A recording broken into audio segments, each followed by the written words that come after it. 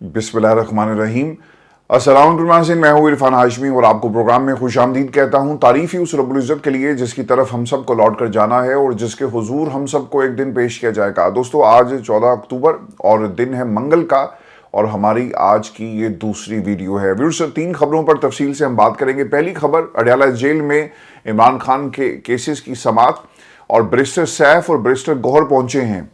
इनका पहुंचना, इमरान खान से बात करना, फौज मेरी मुल्क मेरा शोहदा मेरे, ये पैगाम हमें क्या बता रहा है और क्या ये जो तब्दीली आई है केपीके के अंदर, बैरिस्टर सैफ और बैरिस्टर गौहर जो हैं, क्या वो अपने लिए कोई नया ओहदा मांगने के लिए गए थे या फिर इमरान खान को कोई ख़ास पैगाम पहुंचाना मकसद था। इसकी तफसील व्यूज़ में आपके सामने रखूंगा और ये क्या खेल खेल रहे हैं ये भी आपको बताएंगे। और फिर पाकिस्तान की एक अदालत ने गवर्नर केपीके को हुक्म दिया।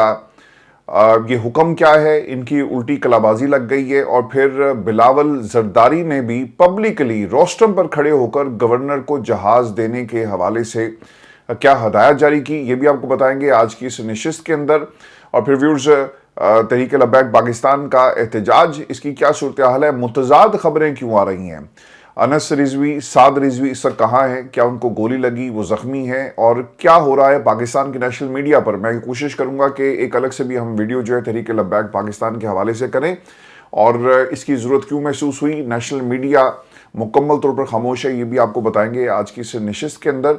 और फिर केपी में आने वाले दिनों में हमें किस किस्म की गवर्नेंस और फिर किस किस्म के अहकामात जो हैं वो सुहेल अफरीदी साहब की तरफ से जारी होते हुए नजर आ रहे हैं। लेकिन फिर जो सबसे इंपॉर्टेंट खबर है, पाकिस्तान तहरीक इंसाफ के खिलाफ जितने भी धड़े थे, इन्होंने पूरा जोर लगाया कि हम किसी तरह इमरान खान की इस चॉइस को किसी तरह रोकें और उनका असम्बली के फ्लोर से इंतखाब हो ना पाए। आपने पूरा जोर लगाया, आपने नंबर्स देखे, आपने लोगों से बात की, आपने फ़ोन करके उनको ऑफर्स करवाने की कोशिश की, लेकिन केपी की हुकूमत ने, केपी के अवाम ने, केपीके के जितने भी अवामी नुमाइंदगान हैं, उन्होंने ये साबित किया कि वो पहले दिन से इमरान खान के सच्चे सिपाही हैं और आज भी उसी नज़रिए पर खड़े हैं। ना ये बिकेंगे और ना ही कोई इन्हें ख़रीद सकता है।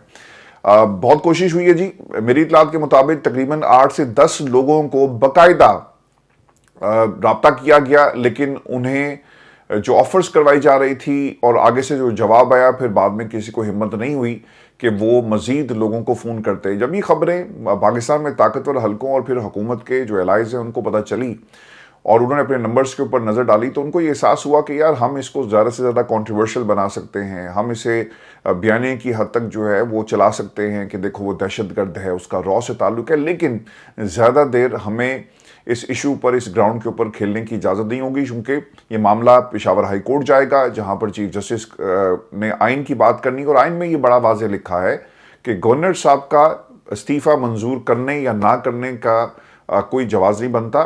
बड़ा क्लियर है कि जब इस्तीफ़ा दे दिया जाता है, ऐलान कर दिया जाता है, हैंड रिटन इस्तीफ़ा आपको मौसूल हो गया, तो फिर आपको उसे कबूल करना या ना करना, इट डजंट मैटर।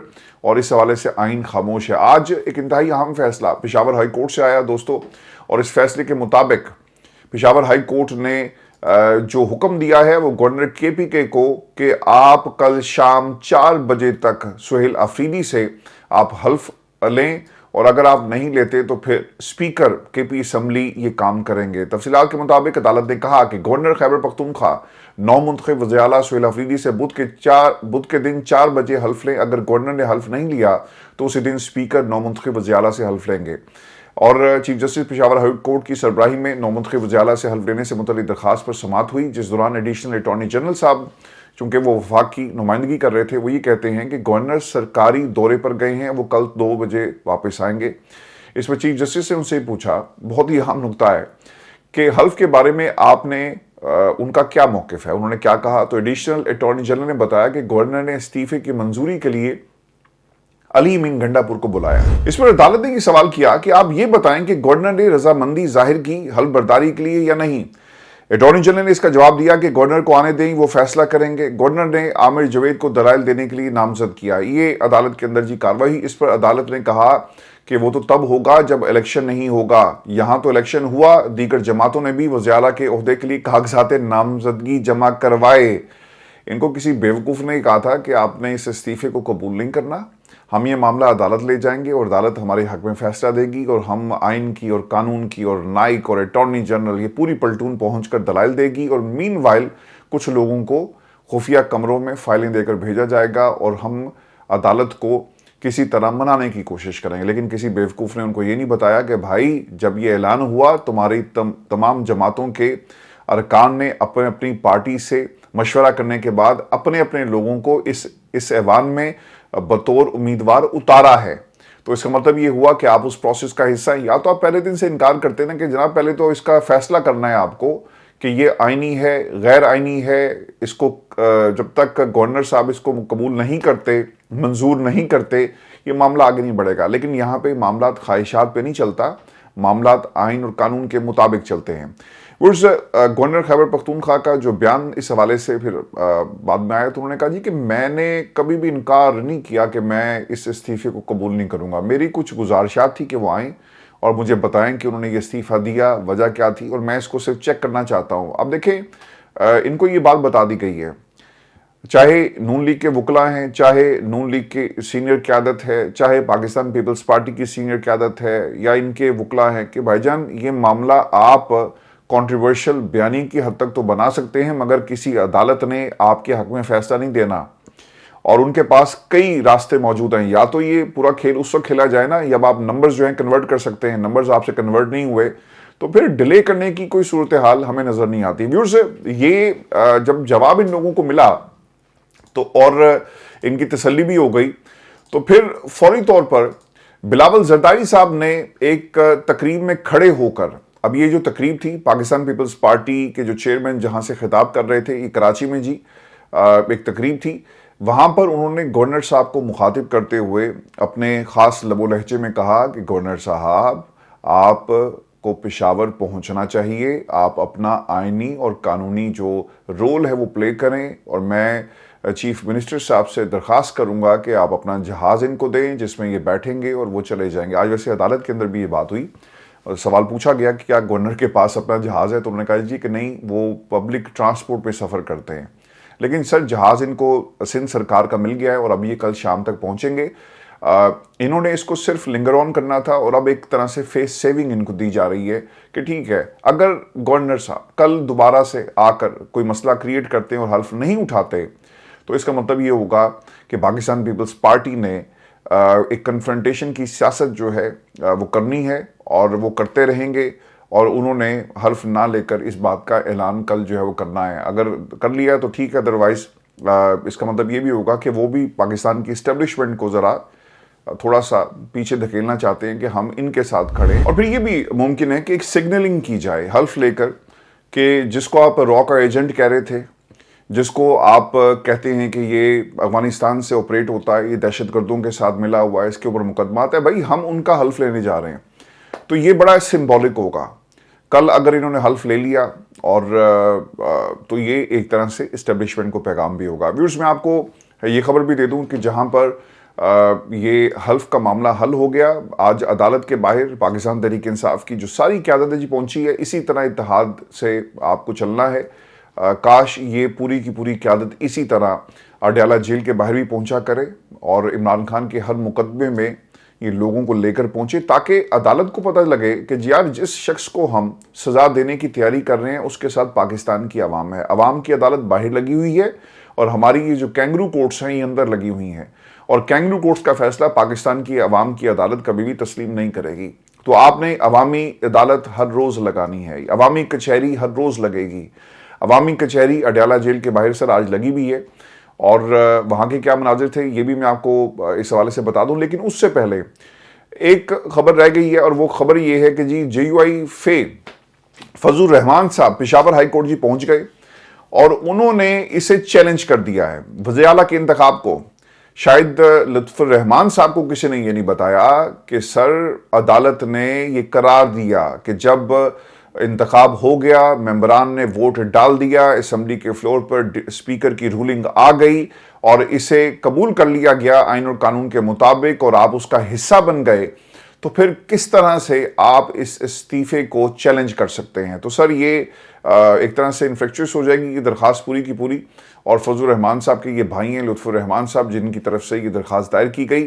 اس سے پہلے JUIFA کا جو ہے حافظ حمداللہ صاحب کا اگر آپ موقف دیکھیں تو وہ پورا الٹ موقف ہے۔ انہوں نے کہا کہ یہ عوام کی مرضی، عوام کی پارلیمان، عوام کی اسمبلی، یہ ان کو حق ہے کہ وہ کریں، ہم کیوں ان لوگوں کے نمبر توڑ کر اور پاکستان تحریک انصاف کے لوگوں کو اپنی طرف کر کے ایک جعلی حکومت بنائیں، یہ حافظ حمداللہ صاحب نے کہا۔ اور پھر جو کامران مرتضیٰ صاحب تھے وہ بھی اسی بات پہ ایک ٹی وی چینل پر بیٹھے تھے، یہ موقف دہراتے ہوئے ہمیں نظر آئے کہ JUI کے قانونی معاملات جو آئین اور قانون ہے ہمیں اس کے ساتھ چلنا ہے۔ وزیر اعلیٰ کا استعفیٰ بھیجا گیا تو اس استعفے کو آپ منظور تصور کریں گے، اس میں کوئی رائے نہیں ہونی چاہیے۔ دوسری، اور جنید اکبر صاحب کا جی آج کا ایک جملہ بہت ہی امپورٹنٹ ہے اور انہوں نے کیا کہا یہ میں آپ کے ساتھ شیئر کر دیتا ہوں۔ جنید اکبر صاحب یہ کہتے ہیں کہ کسی ادارے کو یہ حق حاصل نہیں کہ وہ ہمیں بتائے کہ ہم نے کسی کو منتخب کرنا ہے اور کس کو نہیں کرنا، کس کو وزیر اعلیٰ بنانا ہے اور کس کو وزیر اعلیٰ نہیں بنانا۔ ہم وہی لوگ ہیں جو ایک مرلے جائیداد کے لیے جان دے دیتے ہیں، تو اگر کسی نے غلطی سے ہماری حکومت چھیننے کی کوشش کی تو ہم ہر حد پار کر دیں گے۔ ویورز، آج نا پاکستان میں میری کسی دوست سے بات ہو رہی تھی اور وہ مجھے یہ بتانے کی کوشش کر رہے تھے کہ پاکستان کے طاقتور حلقے اور پاکستان کی سیاسی جماعتیں جو اس وقت اقتدار میں ہیں، انہوں نے نا اب ایک فارمولا نکال لیا ہے جسے آپ ہائبرڈ نظام کہتے ہیں، اور ان کے مطابق اب یہ نظام اسی طرح چلے گا۔ اور اس کی سب سے بڑی وجہ کیا ہے؟ ان کی اس گفتگو کے بعد کچھ سوالات میرے ذہن میں آئے کہ ہم نے اوور دا ایئرز اپنے مقاصد کے لیے، اپنے فائدے کے لیے، اپنے اقتدار کو طول دینے کے لیے، اپنے بندوں کو پارلیمان کے فلور پر پورا کرنے کے لیے ہمیشہ پاکستان کے اداروں کی مدد لی۔ جوڑ توڑ کی سیاست میں بھی ادارے شامل رہے۔ جوڑ توڑ کی سیاست کے علاوہ کسی کو کرسی پر بٹھانا ہے، کنگ میکرز جو تھے وہ پاکستان کی اسٹیبلشمنٹ رہی، اور بہت ساری ایسی پارٹیز ہیں جو وہاں سے مارز وجود میں آئی۔ تو ہم نے کبھی بھی ایک بھرپور طریقے سے ریزسٹنس شو نہیں کی کسی دور میں بھی، کیٹیگوریکلی۔ کوئی ایک ایسا دور نہیں ہے جہاں آپ کو یہ دیکھنے کو ملے کہ اسٹیبلشمنٹ کے خلاف باقاعدہ ایک تحریک چلی ہو۔ کسی فرد واحد کے خلاف تو تحریک چلی، لیکن جب ہمیں سوٹ کرتا ہے ہم ان سے مدد مانگتے ہیں، جب ہمیں سوٹ نہیں کرتا ہم ان سے مدد نہیں مانگتے۔ اگر کبھی اس چیز کو روک لیا جاتا تو آج یہ جو نظام کے اندر وہ اپنی سپیس بنانے کی کوشش کر رہے ہیں اور جو سیٹ اب پرماننٹ ہو گئی ہے ہائبرڈ نظام کی شکل میں، سر یہ کبھی بھی ایسا نہ ہوتا۔ اور جو ان کا وجود ہے وہ بڑھتا جا رہا ہے، ان کی جو سپیس ہے اس نظام کے اندر وہ بڑھتی جا رہی ہے، چونکہ روکنے والا کوئی نہیں آیا۔ بیوروکریسی کے اندر ہر ادارے میں آپ کو ملیں گے لوگ، آپ کو پاکستان کی ہر جو میجر سیٹ ہے وہاں پر ریٹائرڈ اور آپ کو حاضر سروس لوگ ملیں گے، اور آپ نہیں کچھ کر سکتے۔ آپ نے کہا کہ جناب یہ بہترین پارٹنرشپ چل رہی ہے، اسے چلائیں۔ آج یہ جو بہترین پارٹنرشپ اب ہمیں بتائی جا رہی ہے، اس کی سب سے بڑی وجہ یہ سیاستدان ہے۔ اگر پہلے دن سے ان کو روکا جاتا، پہلے دن سے من پسند آرمی چیف کو لا کر کرسی پر بٹھانے کی باتیں نہ ہوتی، پہلے دن سے بڑی بڑی سیٹس کے اوپر ایک ڈسپلن کو فالو کیا جاتا، جمہوری لوگ جمہوری انداز میں حکومتیں چلاتے ہیں نا سر، تو آج یہ جو سپیس ہے جو آپ کو اس وقت ان کی نظر آ رہی ہے، جس کے اوپر اب باقاعدہ ان کو پرماننٹ کر دیا جائے گا آئین کے لحاظ سے، کوئی قانون لا کر یا پھر بیہائنڈ دا سین جو کام اس وقت چل رہا ہے یہ چلتا رہے گا، کیونکہ کبھی بھی کسی سیاستدان نے یہ کوشش ہی نہیں کی، کسی سیاسی جماعت میں آپ کو کوئی بندہ ایسا نظر نہیں آئے گا کہ جو ان کو ہمیشہ کے لیے ان کی آئینی حد میں رکھتا۔ اب وہ سر باہر آ گئے ہیں، اب یہ سلسلہ آپ کو نا پورے ملک کے اندر ڈیموکریسی اگر کہیں نظر آئے گی نا تو وہ صرف KP کے ہے، کیونکہ وہاں کے لوگ اپنے حقوق کی جنگ 78 برس پہلے بھی لڑ رہے تھے، آج بھی لڑ رہے ہیں۔ پنجاب کے اندر حکومت کمپرومائز ہو گئی، سندھ میں حکومت کمپرومائز ہو گئی، بلوچستان خیر ہے ہی ان کا۔ تو یہ سیاستدان کی غلطیاں ہیں۔ آنے والے کل کے اندر بھی سر ڈیموکریسی اگر آپ کو کہیں نظر آئے گی وہ صرف اور صرف KP کے ہے، باقی ملک کے اندر یہ نظام، یہ کنبہ، یہ علی بابا 40 چور کا جو ایک سلسلہ ہے یہ اسی طرح چلتا رہے گا۔ تو مجھے ان کی باتوں سے یہ احساس ہوا کہ اس میں سب سے بڑی غلطی پاکستان کے سیاستدان کی ہے۔ جنید اکبر صاحب نے جو بات کی نا کہ ہم ایک مرلہ نہیں چھوڑتے، سر آپ کو آنے والے کل میں بھی پختونخوا سے یہ لوگ نظر آئیں گے جو ایک ریزسٹنس کی علامت بنیں گے، اور یہ تحریکیں یہیں سے چلیں گی، کیونکہ باقی صوبوں کے اندر جب تک خان صاحب اندر ہے نا یہ موومنٹ نہیں چلے گی، کیونکہ لوگ سر ویسے نکلتے نہیں ہیں۔ یہی گلا رہا ہمیشہ، قیادت موجود نہیں پنجاب میں یا سندھ کے اندر، اور لوگ نکلتے نہیں ہیں, کوئی لیڈ کرنے والا موجود نہیں ہے. تو جب منظر ایسا ہوگا تو پھر نتائج بھی ڈیموکریسی کے سر ایسے ہی ہوتے ہیں. جنید اکبر بالکل ٹھیک کہہ رہے ہیں, ایک مرلہ نہیں چھوڑتے, اور اگر کسی نے ایک مرلہ چھڑانے کی کوشش کی تو اس کے نتائج ہوں گے. اور کے پی کے اندر جو اتحاد نظر آ رہا ہے, کاش یہ اتحاد پاکستان تحریک انصاف میں پورے ملک کے اندر ہو تو آج یہ نقشہ بدل جاتا. یہ بیرسٹر گوہر جو آج گئے نا, یہ بھی میں آپ کو کہانی سناتا ہوں کہ آج عدالت کے اندر کیا ہوا. جب ان کو پتہ لگا نا کہ عمران خان نہیں مان رہا, عمران خان نے اپنے سب سے مضبوط جو کھلاڑی کو بٹھا دیا, کہا کہ بینچ پہ جا کے بیٹھ جاؤ اور اب تم لیڈ نہیں کرو گے, صرف کھیلو گے, اور وہ بھی اس وقت جب ہماری مرضی ہوگی. تو باقی لوگوں کو یہ خیال آیا جو کسی نہ کسی کی کارکردگی کے پیچھے چھپتے تھے, یا بورڈ مینجمنٹ کی کارکردگی کے پیچھے, یا ان کے سیاست کے پیچھے چھپتے تھے, کہ یار اب ہمارا کیا ہوگا, عمران خان تو باز نہیں آ رہے اور نہ ہی وہ کسی کی سن رہے ہیں. تو ان لوگوں نے فوری طور پر جا کر عمران خان سے ملاقاتیں شروع کر دی. بیرسٹر گوہر, بیرسٹر آپ کے سیف اور مشال یوسفزئی. اب یہ وہ لوگ ہیں جو اس سے پہلے علی امین گنڈاپور کے ساتھ چل رہے تھے. تو فوری طور پر انہوں نے کہا کہ یار طاقت کا توازن بدل رہا ہے, حالات بدل رہے ہیں, کے پی کی عوام بدل گئی. اگر عمران خان عوام کی پلس کو دے کر فیصلے کر رہے ہیں تو بھائی ہمارا انجام بھی اب وہی ہوگا جو علی امین گنڈاپور کا ہوا. تو آج انہوں نے فوری طور پر جا کر علی امین گنڈاپور کے جانے کے بعد خان صاحب سے ملاقات کی, اور پھر آپ کو جو پیغام دے رہے ہیں وہ بھی یہی لوگ ہیں. تو میں تو سر ان کے پیغامات کے اوپر بھی بلیو نہیں کرتا. پاکستان تحریک انصاف کو فوری طور پر ایکشن لیتے ہوئے اب اگلا جو ٹارگٹ ہے وہ بیرسٹر گوہر کو اس پارٹی سے نکالنا چاہیے, کیونکہ بیرسٹر گوہر صاحب اس پورے عمل میں کہیں ہمیں نظر نہیں آئے, کوئی ایک سٹیٹمنٹ نظر نہیں آئے. مشال یوسفزئی, آپ کو یاد ہوگا جب یہ جو سہیل افریدی صاحب ہیں وہ گئے اپنے کاغذات نامزدگی جمع کروانے کے لیے, تو آگے بڑھ کر ہاتھ پکڑ کر ان کا وہ کاغذ جو ہے وہ تصویریں اتروا رہے تھے. یہ وہ لوگ ہیں جن کا پارٹی سے نہیں سر, یہ جونکے ہیں. یہ عمران خان کے نام کو, عمران خان کے نظریے کو, عمران خان کی جماعت کو سر چمڑے ہوئے ہیں. ان کا جمہوریت سے کوئی تعلق نہیں ہے. اب یہ مشال یوسفزئی, ان کی کیا کارکردگی ہے اس کے اوپر ضرور بات کرنی چاہیے. پوچھیں ان سے یہ کہاں سے آئی, کیا ان کا مینڈیٹ ہے, کوئی مینڈیٹ نہیں ہے. پھر بیرسٹر سیف, یہ کس کی نمائندگی کرتے رہے, یہ عمران خان کو روسٹم پر کھڑے ہو کر برا بھلا کہتے رہے, ان کے خلاف تقریریں کرتے رہے, اور ایسے سے الفاظ انہوں نے استعمال کیے. یار یہ کس منہ سے ترجمانی کرتے ہیں. ہماری عظمیٰ بخاری سے کیا لڑائی ہے کہ ماضی میں آپ نواز شریف کے بارے میں کیا کہتی رہی, پھر پیپلز پارٹی کے بارے میں آپ نے کیا کہا, آپ کی کون سی بات کا یقین کیا جائے, یہی سوال ہے نا. تو مشال, بیرسٹر سیف یا بیرسٹر گوہر, ان دو لوگوں کو فوری طور پر پارٹی سے نکالنا بہت ہی ضروری ہوگا.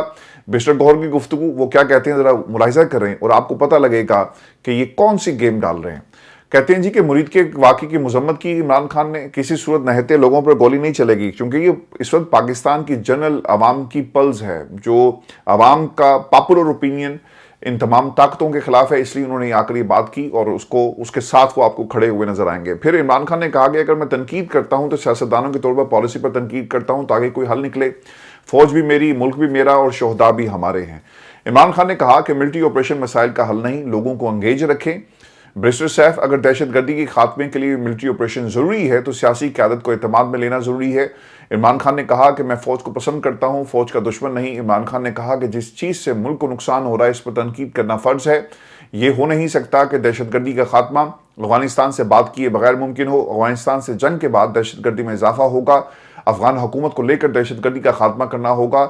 نئی حکومت ایسی پالیسی بنائے کہ بغیر نقصان دہشت گردی کا خاتمہ ہو. دیکھیں انہوں نے آ کر نا اپنی الائنمنٹ, اپنی پوزیشننگ جو تھی وہ کرنی تھی. عمران خان سے تعلقات, معاملات صاحب کے ساتھ ٹھیک ہیں, یہ میک شور کر کے آئیں. اس کا عمران خان کی گفتگو سے عمران خان کیا سوچتے ہیں سر کوئی تعلق نہیں ہے. آئی ڈونٹ بلیو آن دس. یہ باتیں گو کہ وہی ہیں جو سہیل افریدی کر رہے ہیں یا عمران خان کر رہے ہیں, لیکن آج ایک واردات کی باریک واردات ڈال کر آئے ہیں, اور ان کے اوپر کسی طرح بھی یقین جو ہے وہ نہیں کیا جا سکتا. ویورز آپ کو یہ بھی خبر دیں کہ آج عوامی اسمبلی اڈیالہ کے باہر جو لگی, پنجاب کے تمام ایم پی ایس میجورٹی وہاں پر موجود تھے, اور یہی وہ سپورٹ ہے جو علیمہ بی بی کافی عرصے سے کہہ رہی ہیں کہ آپ کو دکھانی ہے. پہنچیں, عمران خان کے ساتھ کھڑے ہوں, پارٹی کے ساتھ کھڑے ہوں, تاکہ ان کو پتہ لگے کہ عوام باہر موجود ہے, اور طاقتوں کو پتہ لگے, عمران خان سے زیادہ طاقتوں کو پتہ لگے کہ جس کو ہم توڑنے کی اور جس کی جماعت کو ختم کرنے کی کوشش کر رہے تھے, یار یہ دیوانوں کا قافلہ ہے, یہ مجمع ہے, یہ بڑھتا جا رہا ہے. آپ نے سہیل افریدی کے الفاظ سنے نا کہ میں اب کی بار عشق عمران میں مارا جاؤں گا. سر یہ لوگ عمران خان کی سیاست پر مر مٹنے والے لوگ ہیں, یہ بکنے والے لوگ نہیں ہیں. جس کے اکاؤنٹ سے 2-3 لاکھ روپیہ نکلے گا, جس کا گارمنٹس کا بزنس ہے, جس کی کوئی جائیداد نہیں, اس نے اسی فلور پر کھڑے ہو کر جس کرسی پر عمران خان نے اسے بٹھایا, غور سے سنیے گا, اس نے اسی کرسی کو لات مار کر کہا کہ جب میرا لیڈر, میرا قائد عمران خان کہے گا میں اس کرسی کو لات مار دوں گا. تو سر یہ مثالیں آپ کو پاکستان کی کسی سیاسی جماعت میں نہیں ملے گی. آپ کا مقابلہ, آپ یاد رکھیے گا, تاریخ جو ہے اس وقت ایک ڈیسائسو موڑ پر آ چکی, جہاں پر آپ کا مقابلہ کچھ گھرانوں سے ہے اور عوام کا مقابلہ ان گھرانوں میں بیٹھے ہوئے موروثی کرداروں سے ہے, جو موروثی کردار صرف اپنے اقتدار کو طول دینے کے لیے اور اس گیم کو اور اس منظر کو بنائے رکھنے کے لیے ہمیں اب نئی اصلاحات بتا رہے ہیں. ہمیں بتا رہے ہیں کہ ہائبرڈ نظام ہوتا ہے, ہائبرڈ نظام بہت ضروری ہے, ہائبرڈ نظام نہیں ہوگا تو جو طاقتور ہیں وہ ہمیں جینے نہیں دیں گے. سر یہ غلطیاں کس کی ہیں؟ یہ ان خاندانوں کی غلطیاں ہیں جنہوں نے پاکستان کی اسٹیبلشمنٹ کو یہ سپیس دی کہ آج آپ کو ان کے بزنسز ملیں گے, آپ کو حکومت میں ان کا کردار ملے گا, آپ کو فارن پالیسی. دنیا میں کوئی ایسی اگزامپل موجود ہے کہ اس ملک کا, چلیں جیسا بھی وزیر اعظم تھا اسے نہیں بلایا گیا, اس ملک کے فیلڈ مارشل آرمی چیف کو پہلے دعوت دی جاتی ہے وائٹ ہاؤس کے اندر؟ کہاں ایسی مثالیں آپ کو ملیں گی؟ ایسا سر صرف ڈکٹیٹرشپ میں ہوتا ہے, اور اب تو ان کو بھی پتہ لگ گیا ہے کہ سر کوئی ہائبرڈ نظام بھی ہے, اور یہ ہائبرڈ نظام پاکستان کے اندر ہے جسے ہمیں ایکسیپٹ کرنا چاہیے, اور اس نظام کے تحت ہی ہمیں چیزوں کو لے کر چلنا چاہیے. سر پولیٹیکل فورسز ورسز آپ کی جو نان پولیٹیکل فورسز ہیں, ان کو اکٹھا کر کے اب اس نظام کو جو ہے وہ چلایا جا رہا ہے. لیکن اس میں ابھی بھی عوام مائنس ہے. عوام نے ابھی فیصلہ کرنا ہے کہ آپ کس کے ساتھ جائیں گے اور آپ کی حکمت عملی کیا ہوگی. آج ایک نئی حکمت عملی سپریم کورٹ پاکستان میں, ججز اپنے محاذ سے لڑ رہے ہیں, عوام اپنے محاذ سے لڑ رہی ہے, اور عائشہ ملک انہوں نے آج جمال مندوخیل کے ساتھ سخت جملوں کا تبادلہ, اور پھر انہوں نے ان کو آئینہ دکھایا. دیکھیں یہ ججز جو ہے نا قابل احترام ہیں سارے کے سارے, لیکن عائشہ ملک کی, جسٹس عائشہ ملک کے ریمارکس اور ان کا اس طرح سے موقف پہ کھڑے رہنا, آج وہ تاریخ میں اپنا جو مقام بنا کر جا رہی ہیں نا, یہ مقام کسی کو نہیں ملے گا. کہ 8 کا ایک ٹولہ تھا, ہاتھ سے لگائے گئے ججز, جس میں ایک خاتون نے اکیلے بیٹھ کر اس نظام کو ٹکر دی. تو سر خواتین اپنے اپنے محاذ سے لڑ رہی ہیں, تو پاکستان کی عوام کب لڑے گی اپنے حقوق کے لیے؟ قومیں سر ایسے نہیں قربانی دینی پڑتی ہے.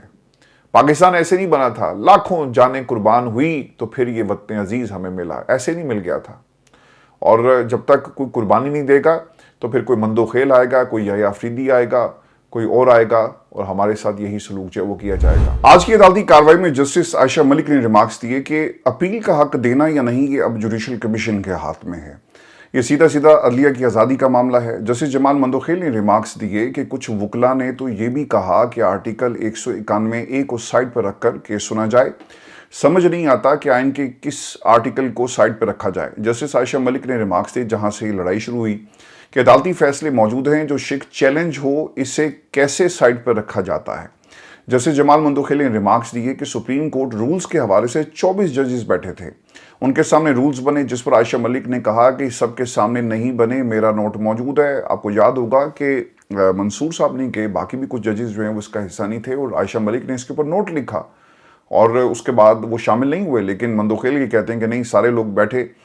مندوخیل نے پھر یہ ریمارکس دیے کہ میٹنگ منٹس منگوائے جائیں. جب ججز کو ان پٹ دینے کا کہا گیا تھا, یہ کیس آگے نہیں چلے گا جب تک یہ کلیئر نہیں ہوتا. اس موقع پر اٹارنی جنرل نے کہا کہ یہ ججز کا اندرونی معاملہ ہے, اس کو یہاں پر ڈسکس نہ کیا جائے. جسٹس جمال مندوخیل نے ریمارکس دیے کہ یہاں مجھے جھوٹا کیا جا رہا ہے. جسٹس جمال مندوخیل نے عائشہ ملک کو یہ کہا کہ میں وکیل سے بات کر رہا ہوں, آپ سے نہیں. جب تک میری بات مکمل نہ ہو کارروائی آگے نہیں چلے گی. اور جسٹس مسرت حلالی اس پر بولی کہ ججز ایک دوسرے پر آواز اونچی مت کریں. جسٹس جمال مندوخیل نے پھر یہ کہا کہ میں پوری قوم کے سامنے سب کو یہ واضح پیغام دینا چاہتا ہوں, یہ سب کچھ واضح رکھوں گا. جسٹس مسرت حلالی بولی کہ ابھی لائیو سٹریمنگ نہیں چل رہی جو پوری قوم دیکھ رہی ہے. تو سر یہ ایک سرکس آج لگی ہوئی تھی جس کا ذکر جو ہے آج ہم نے عدالت کے اندر ہوتے ہوئے دیکھا, اور عائشہ ملک نے خوبصورتی سے ان تمام ججز کو جو ہے وہ ٹکر دی.